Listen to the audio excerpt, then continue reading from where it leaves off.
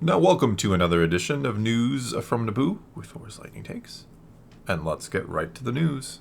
Ahsoka has unseated Netflix on the top 10 streaming charts. It's been a while since they've been upset. I'm sure they're upset right now.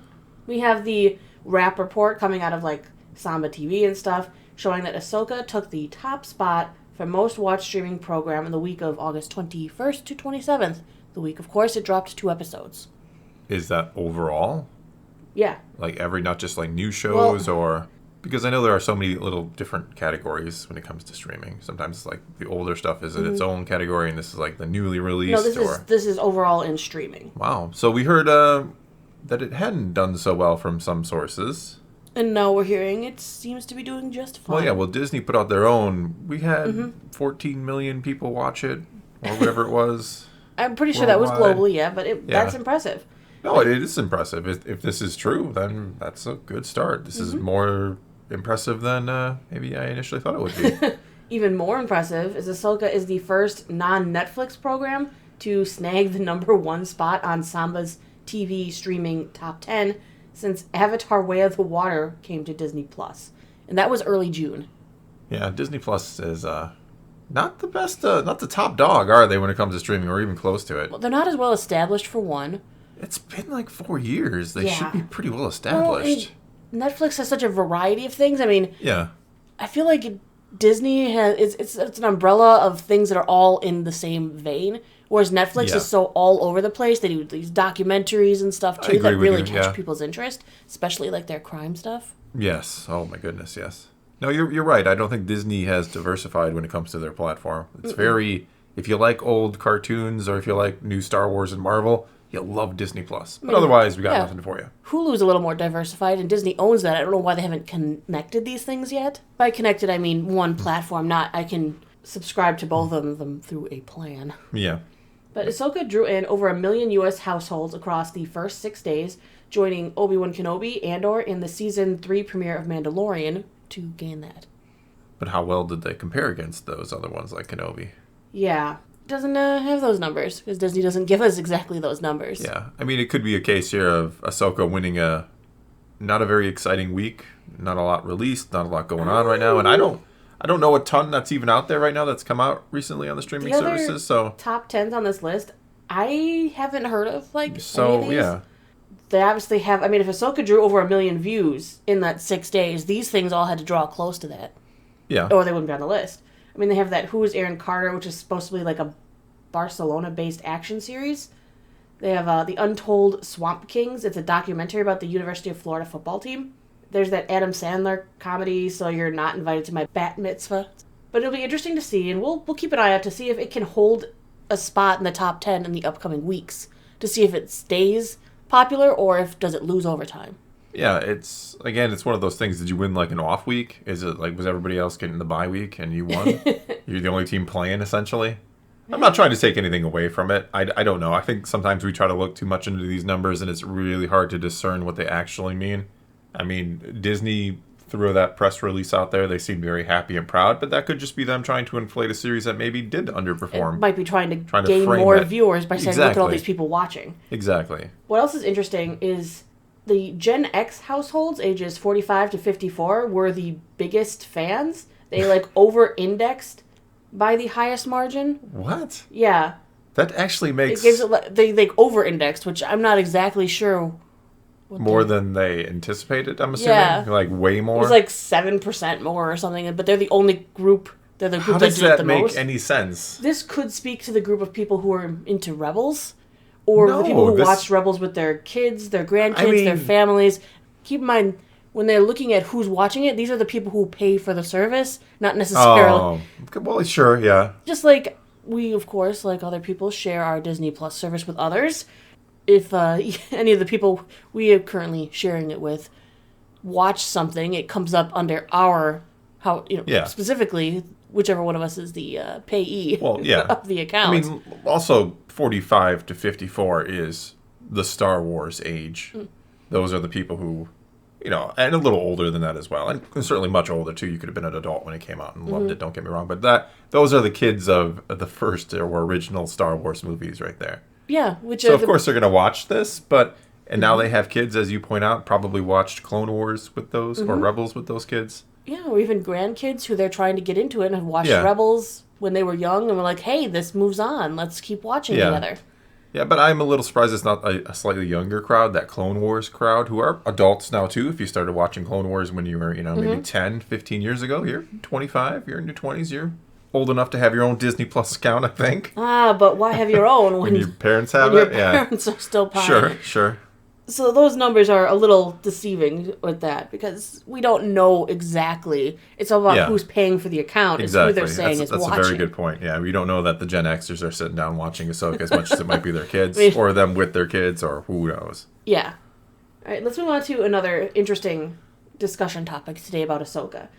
I want to talk about the Star Wars sense of wonder. Something that was missing, I think, in the first 2 episodes of Ahsoka.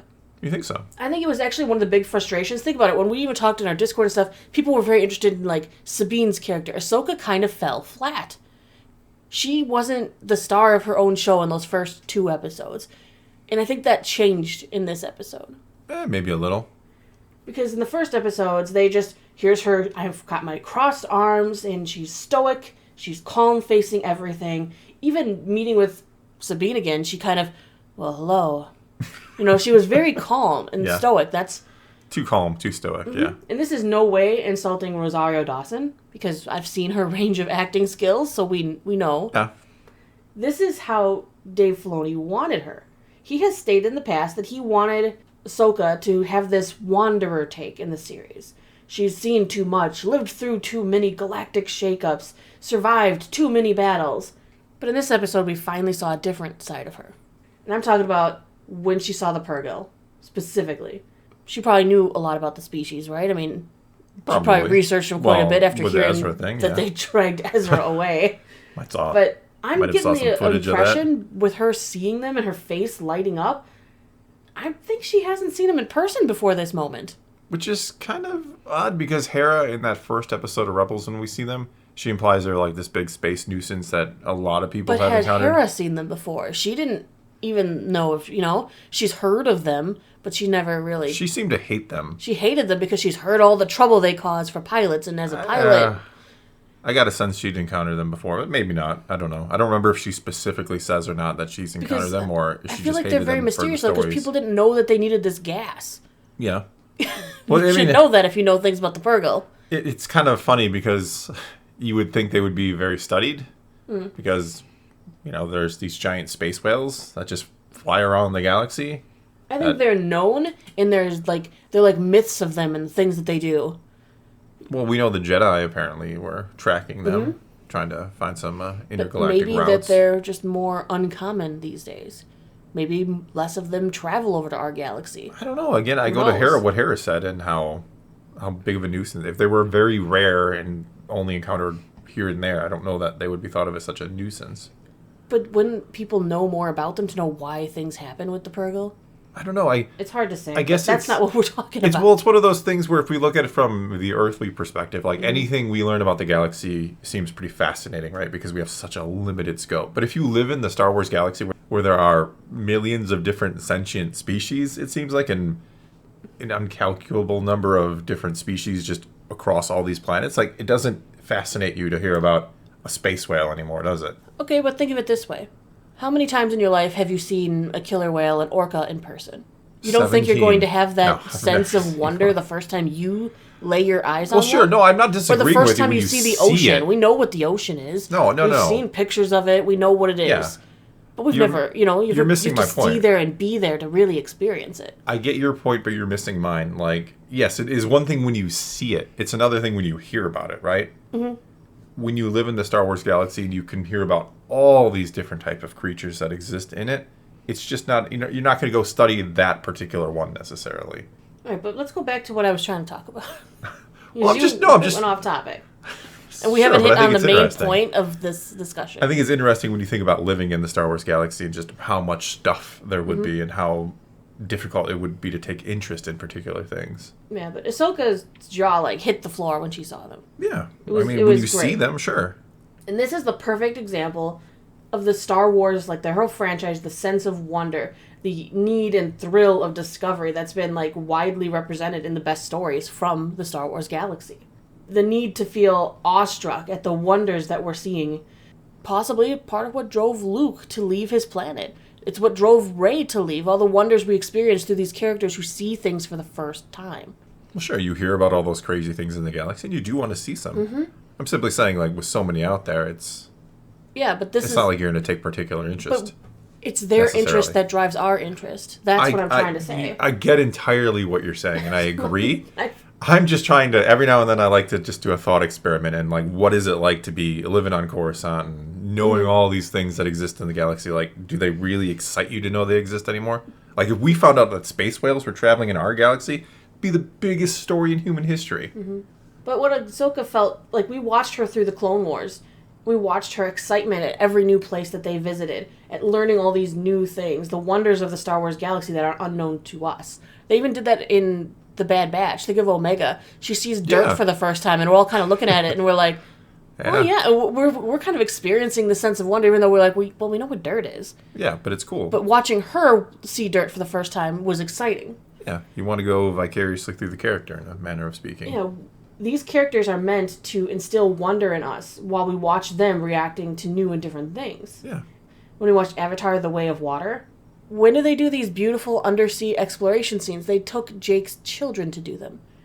Jake, he's over there learning how to ride a bitey, an alligator ray thing. Yep. Whatever, sturgeon I thing. think that's the technical name for it, yeah. But we did all of these underwater exploration scenes through the eyes of the children. Yeah. Because watching them react fuels our reaction, because it's kind of like a monkey see, monkey do, or we're seeing them reacting to these beautiful things, and we're feeling their feelings. We're feeling the same way. We have the empathy. We're sharing the experience with them.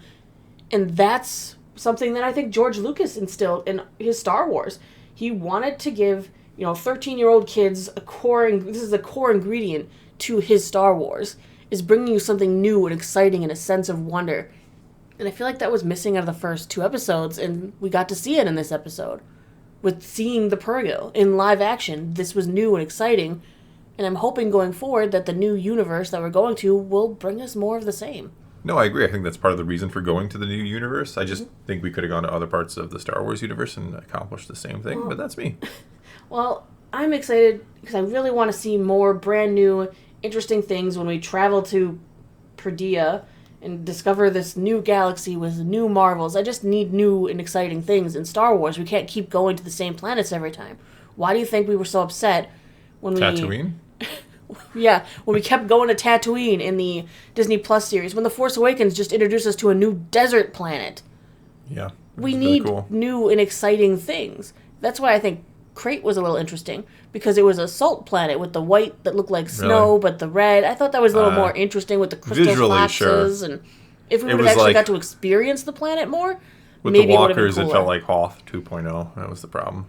That was the problem, but the visuals with watching the speeders skate their red lines across the white surface looked interesting. Seeing those crystal foxes, I want to explore new and exciting things within Star Wars, and I think that is going to be something they're bringing into the series. I agree. I'm tired of the planets that are just like Earth, biodome, over a planet. I want to see like creative new ideas for planets. I agree with that, and not the way Marvel does it, where it's just bright and colorful everywhere. But like Felucia's?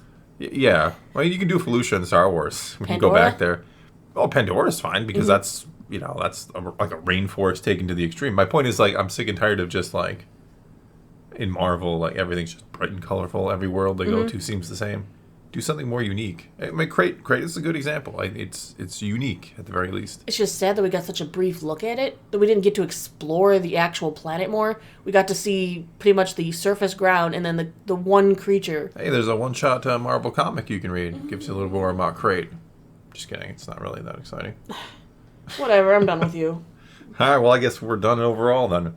But I do agree. A sense of wonder in Star Wars. No, I'm not disagreeing with you at all. I'm just being me. Just making my life difficult. Yes, being me. Anyway, that's all we got for you this time. Now it's your turn to take to the comments below and tell us what you think of any and all of today's news. And let's talk some Star Wars. And so until next time, thanks for watching.